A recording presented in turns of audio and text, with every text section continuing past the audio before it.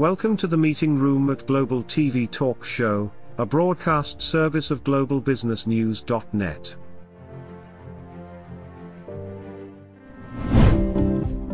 This episode from the meeting room of Global TV Talk Show is brought to you by The Bridge School, the accredited international online private school of choice, at bridgek12.org. Porch Light Rental and Destination Services. Reduce your renter lump sum or managed relocation costs. Visit them at porchlightrental.com. And by airs.com. With our full range of services, we can help design and manage your international relocation. Find us at airs.com. Primestone Partners, featuring corporate, government, and developer housing solutions, as well as senior-level advisory services. Find them at primestonepartners.com.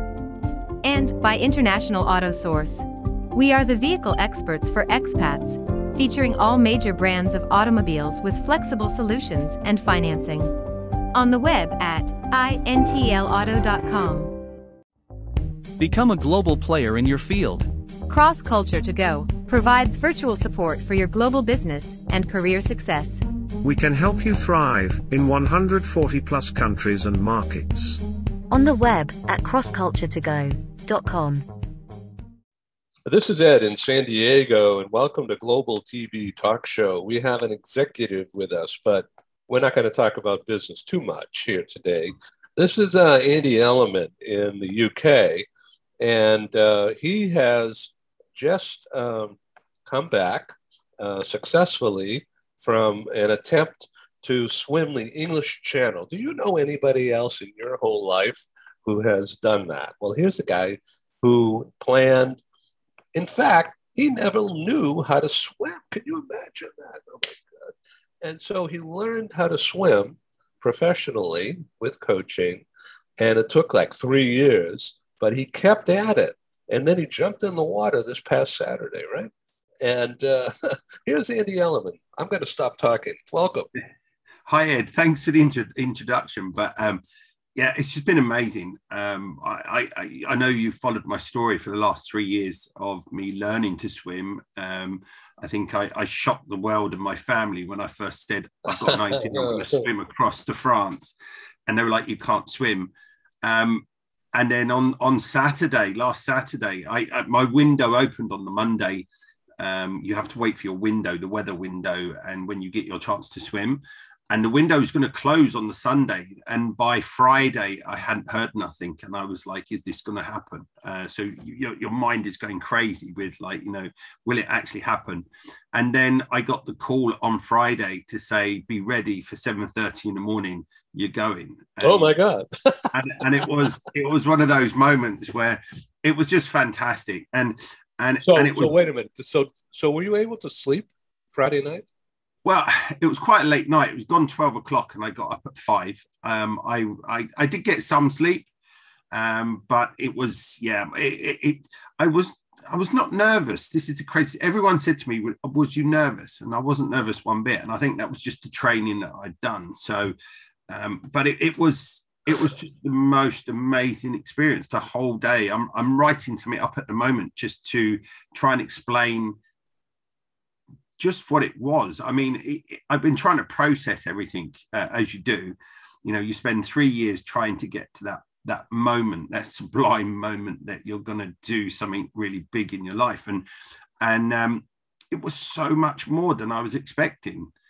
Not just to swim, but it was just that feeling of, okay, I've done what I set out to do. So as you know, when I first took on the challenge, not only could I not swim, but it was my biggest fear. My absolute biggest fear was being out of depth and drowning. So to then swim out into the English Channel, and I made it 4.5 miles out from the coastline, which, it was amazing. And the only way I can explain it was, when I first took this challenge on, as you know, my mother was not well. And she was in a hospice the last 3 weeks of her life. And one of my last conversations with my mum was, I'm thinking of learning to swim. And she said, okay. And I said, I'm going to swim the English Channel. And she just shook her head and she just said to me, do it, son, life's too short. And then obviously she passed away a few days later, and I announced to everyone that I was going to do this, right? And that's where my story, if you like, began. And then on Saturday, it was the most beautiful day. I mean, we'd had rough weather beginning of the week. It didn't look promising. The boat people had told me that, you know, there's chances are you won't get to swim. And then it all fell into place, and the weather just came out. The sun was out. The water was fairly calm to begin with, and it was just a sublime moment. Looking out from Folkestone Harbour, where the boat was, I watched the sunrise.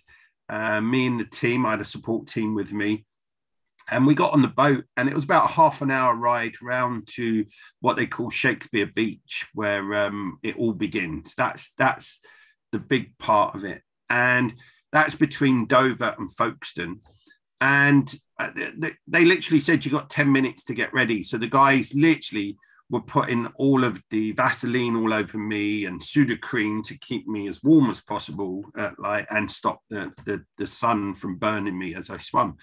And then he said, right, now I want you to jump in, swim to the shore, and wait for the klaxon. So I literally jumped in the water, had no nerves. I jumped into the water, swam to the beach. And the minute I climbed out on the beach and I turned around and saw the sun and the boat, it was just magic. It was absolute magic. And then and next thing you hear the klaxon, and, you know, they go, oh, and that was it. I stepped into the water and I just started swimming. Wow. And it was so incredible. And I swam for 5 hours. It was going to take me 20 hours to reach the other side. I swam for 5 hours. And in that 5 hours, I was processing things in my head. Everything was falling into place. And this is what I'm trying to explain to people now. Because a lot of people said to me, really sorry you didn't make it to France. You don't beat yourself up about this. But I wasn't. And I was very happy about the whole result. And the reason I was happy, and you know, call me crazy, call me mad, whatever you want. The minute I stepped into the water, I knew I wasn't going to reach France. And then I knew it wasn't about reaching France. It all came together. I knew this was about me overcoming my fear and learning to swim and taking on the challenge. And the first 2 hours, I just, the crew, it's so funny, the crew that I had, the support team, they said that half an hour into the swim, we were out of the bay and the sea was rough and they were struggling to stand up on the boat. It was a little fishing boat. I'm swimming next to them, not even noticing the waves. I did not notice the waves at all. The only thing I noticed was I was breathing to my left, breathing to my right. And then when I breathed onto my left and I was swimming on the right-hand side of the boat, I could see everyone on the boat looking at me, waving, shaking, and holding on to the boat. Then the next time I looked, I just saw the underneath of the boat because it had rocked the other way. So I would see the underneath of the boat and the propeller, which is quite scary when you see it that close up. But it was just amazing. And then as you got further out to sea, like anything with these challenges, it became, you realize how abyss the sea is. You just look into the abyss. When you look straight down, there's nothing. The only thing I could see was jellyfish, thousands of jellyfish, and not one stung me at all. I swam over them rather than got stung. It was amazing. And then at one point I looked to the right and there was the big ferries and container ships going past. Now we deal in containers all day, and to be that up and close to them, they're about half a mile away, but they look so close. And I was so small in this sea. It was just an incredible moment. And 4 hours into it, one of my support swimmers had jumped in and was swimming next to me. And that was absolutely lovely. But I knew by that time, my arms now were getting tired. And I could feel, I instead of swimming straight with the boat, I was swimming towards it and swimming away from it. So my coordination was going slightly. So I pushed on, and 4.5 hours into it, I could tell there was something wrong with me, and I could tell that I was not going to make it by that stage. I knew in my head I won't make it. And the guys were like, give me encouragement, and they were saying, like, keep going, you can do it. Like, you know, you'll get another few hours into this. And the last feed that I had, it didn't go down well. So I started vomiting. So vomiting in the water when you've got nothing to really vomit up, it's not the nicest. But then the most surreal and amazing thing happened to me. And you can take this whatever way you want. You might think I'm crazy, you might think I'm mad. And I truly believe the brain uses whatever it can to get you out the water when it feels in danger. And it will use your deepest thoughts, if you like.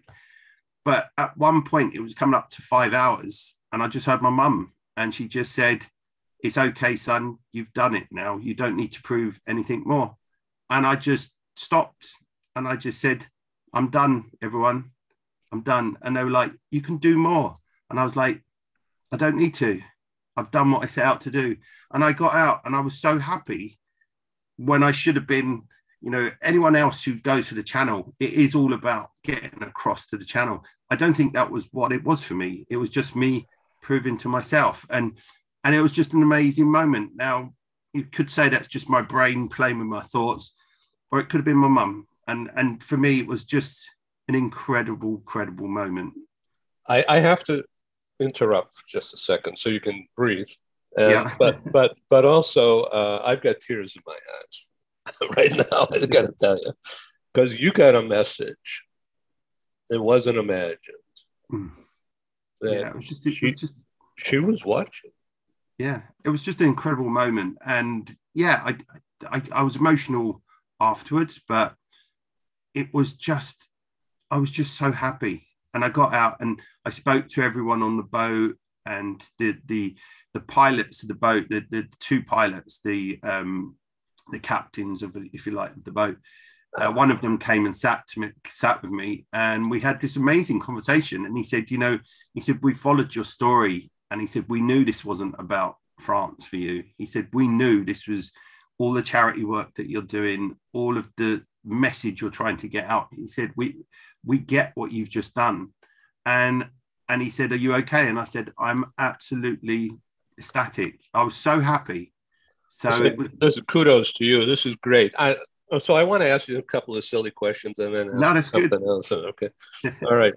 So you weren't visited by any sharks or creepy things? No sharks. I saw some fish, like mackerel. You see a few mackerel, the small fish, but nothing serious. The only real thing you see is jellyfish of all sizes, big, small, minute ones. And like I say, they sit about a meter under the water. So as long as you keep yourself flat on the top, you don't really hit them or anything. And so I swam over them. So. Wow, that is just amazing. So what about the plastic bottles? Did you run into them? So plastic-wise, it was more nearer the shore was where I saw rubbish. When we got out into the actual ocean, you know, I didn't really see much at all. You just see salty water and jellyfish. You don't see much rubbish. I did, at one stage, there was a lump of seaweed that I put my hand straight into, and it made you panic for a second because you don't know what it is until you process it. But that was about it, really. You know, it's not, I didn't see a lot of it. I imagine it gets washed up around the edges of the shores more than out in the ocean. But yeah, it's still a serious problem out there. You know, it still is something that we all need to do. We interrupt this broadcast to bring you a timely announcement. Hi, I'm Sergei Gorbatov. I'm Angela Lane. Together we are researchers, writers and practitioners in the field of human resources. And we've also been multi-country, multi-assignment career expats. We owe our professional development and growth to a very large extent to the international assignment opportunities that we have had. But in a world where distributed work may become the norm, we also want to understand what will happen to the nature, duration, and purpose of international assignments. Together with our colleague, Julian Dalzell from the University of South Carolina, we're undertaking a study on the future of expatriation. And we'd value your contribution. You can participate in this important study by completing a simple 10-minute questionnaire. Access the questionnaire by typing in your browser tinyurl.com/expert study. That's tinyurl.com/expert study. You can also find the link here on Ed's website next to this video. Thank you for joining us in this study. In return for your contribution, we'll provide you with a copy of our research. And of course, you'll be invited to an exclusive webinar hosted by Ed, where we will share our findings right here on Global Business News. And so please go to tinyurl.com/expat study. Take the survey so that we can better understand the future of expatriation.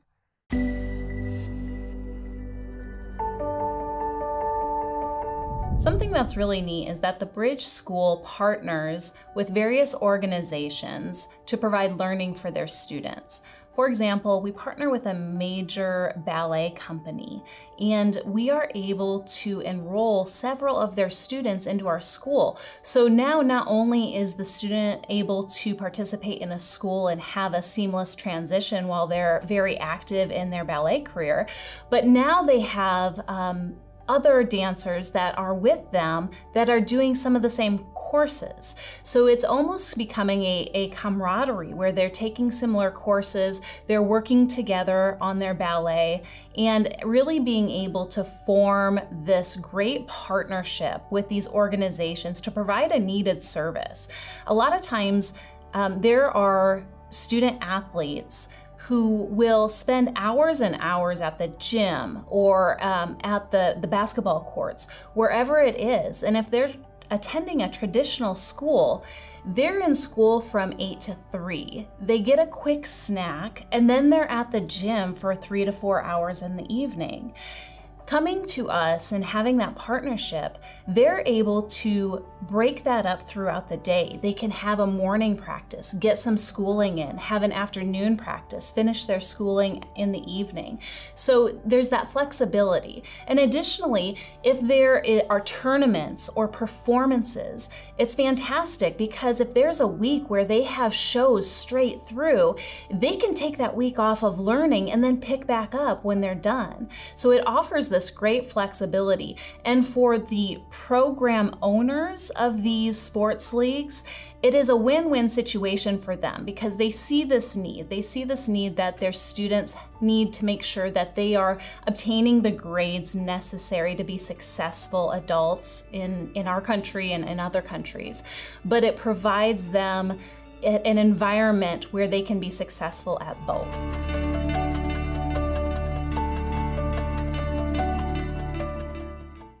So I know there was a hurricane that came across, but is that what happened prior, or did it come in right after you?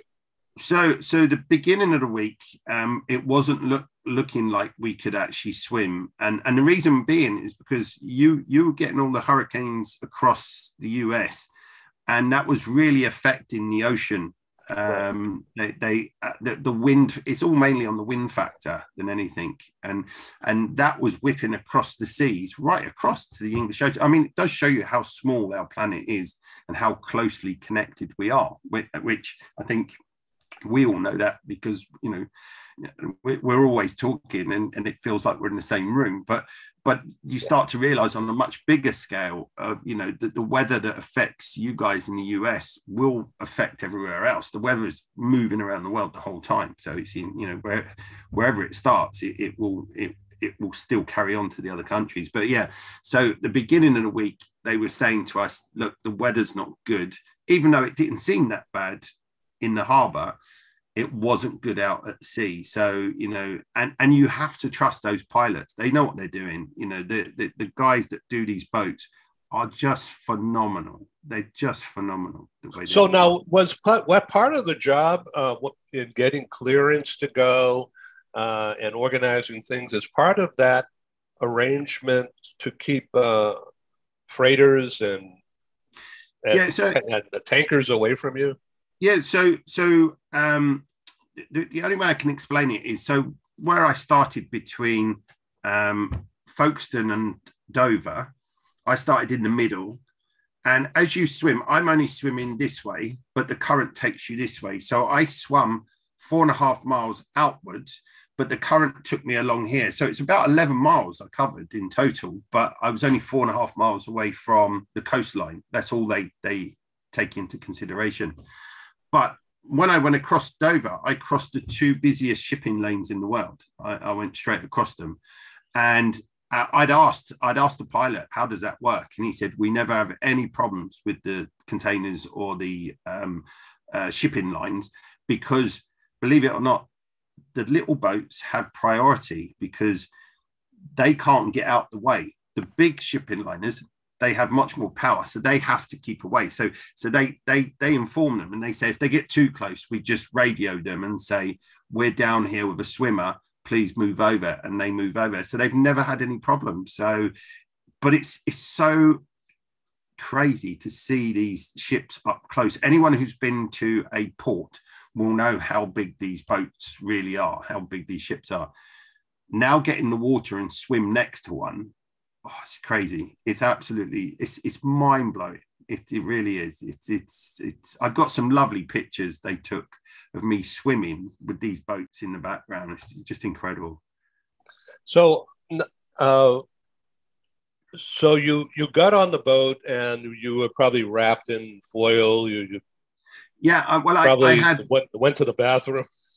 Yeah, well, the clothing I had was special clothing they use on these type of trips. Like if you do a lot of open water swimming, I had what they called a smock. It goes right over you. It's toweling inside. It was made of bamboo, so it was very environmentally friendly as well. So that was important to me to make sure that was good. But that really keeps you warm. And then they covered me in towels. The team just covered me in towels and gave me hot drinks. I mean, I was ready for a coffee by that time. So I had a nice hot sweet coffee. And then really, the guys were great. It was a lovely sunny day as well. So although it was a little bit choppy, and the guys were finding it difficult on the boat, the sun was out, so it wasn't cold as such. It wasn't cold. So how long did it take you once you were on that boat after swimming? Approximately how long was it before you touched back on land? It was nearly 2.5 hours.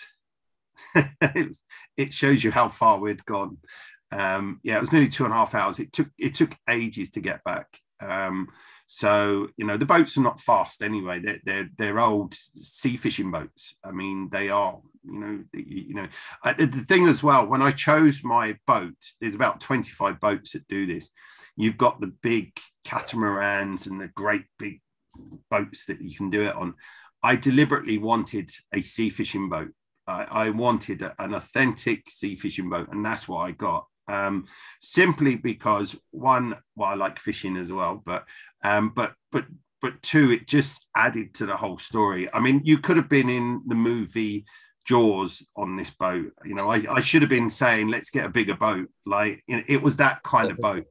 It was just fantastic. I can't explain in more depth what a great day it was. It was a huge success. I didn't see it as anything else. I just knew I'd done what I set out to do, and somebody put it into perspective when I got back, and a friend of mine said to me, do you realize you've just swum further and longer than most people swum in their lives? And I when I looked at it like that, I was like, wow, yeah, you're probably right. I mean, it was just great. It was just great. And then, and if you add up all the miles over the years that I've swum, 3 years of swimming, I'm going to do that as a little task to see how far I've actually swum in 3 years, just to see what it adds up to, if I can work it out. Okay, so you're back on land, and you agreed it, of course. And then did you go to a pub first, or did you go home? No, of course I went to a pub.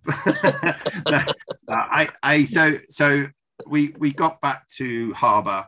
There was a couple of things that were really amazing. Again, you know, I've got some very special friends and family, and you know, my friend John, who was documenting it and doing the film and everything on the boat, he had texted my wife and just said, look, the challenge has been aborted. Andrew's got out, and we're heading back. Like, so my wife at this stage is 2.5 hours drive away from the harbour. So we get off at the harbour, we get all the gear off because we've got all the equipment that we had for the day. And I was like, right, let's put this all in the car and let's go and have a drink. Let's go and have so I had a pint of water first because I needed to hydrate. And then I had a pint of beer, right? And we sat down. It was a sunny day. We sat on the beach where they had, there's a bar on the beach. So we sat out. You could have been anywhere in the world. It didn't look like the UK at all because the weather was out. And we sat there, and then we you know, probably sat there for about an hour, and then we got up to walk back. And then John just said to me, how long would it take your wife, Jeanette, to drive down? And I said, at least 2 hours. And I got a tap on the shoulder. I turned around and my wife was there. It was just a magical moment. It was just a magical moment. They knew she was on her way, and they were stalling to make sure I was there. So yeah, so it was great. And then we you know, we all had something to eat, and yeah, and then I was very tired, obviously. So, you know, the exhaustion, it zaps it out of you. I think I still am a bit tired, but I got straight back into work yesterday. So yeah, it was just the most amazing experience. And the messages from everyone on Facebook, Instagram, LinkedIn, my LinkedIn went mad, like from everyone around the world. And the messages from those, they're just, you know, and some quite very special ones. People have said, you know, some really honest things, saying like, you know, how this has somehow inspired them to go on and do something. And if that's helped someone, then I'm grateful that's helped someone else as well. But yeah, so pay it forward. So let me ask you a question. When you went back to work yesterday, officially, yeah. Did you take a challenge, the biggest challenge, an account that you got a problem with, or somebody who you haven't got yet, and you said, hey, I can do anything now? And yeah, so, well, you're going to laugh, but since last week, I was contacted by 3 other companies offering me ridiculous job offers. I mean, it's great. It's great. I'm not going anywhere. I love where I work, like, and I'm loyal to where I work. But yesterday back at work, we're working on a couple of tenders at the moment, and I was just like, yeah, this is how we answer it. This is how we do it. This is, you know, this all puts everything into perspective. And the other thing for me is, you know, I found that a lot of people are reaching out to me rather than me looking to go to them, if you know what I mean. Wow, that's amazing. The chase. So, yeah, it's like, so yeah, so it looks like I'm going to have lots of dinner lunches coming up soon. But it's just been amazing. The whole industry and, you know, the companies that have been out there, you know, as a whole have all got in touch and wished me well and said, like, this is great. Can we help you with this? Can you do this? Like, so there's a real buzz. And, you know, I'm trying to, like I say, I am writing a book. I'm going to be writing a book. That's my next challenge. It's not about the channel. The channel will be in there. It's not about Everest. It will be in there. My story's been there, but it's all about fear. And it's all about how do you tackle fear and what is really fear. And then I'll use my stories of everything I've done in that story. And I've got some people that are going to help me write it. And I've also got to do some interviews with other people as well on. You should. Yeah. They've had to so listen, I really appreciate you taking your time for me. So so you met my friend, colleague, Stephen, who's yes. a book author, and he helps people organize to write books. Yeah. If you need. No, definitely. Yeah. So okay. I'll share this with him. But anyway, I welcome you to come back on one of our telecons, as I call them. We have another one October 1, but if that's too early, we'll do it again in November. But I wish you well, my friend. And thank you. Thank you for all your support as well. Pleasure. So you're an inspiration to me, and you're doing all this makes you a communicator, as I've said before, and you're a champion in my book. Well, thank you very much. Thank you very much, Ed. Thank you, and I wish you well, Andy Elliman. Take care. Thank you very much. Okay, this is Ed in San Diego. That's Andy in the UK. Thank you for joining us in the meeting room at Global TV Talk Show. Have a wonderful day, and stay safe.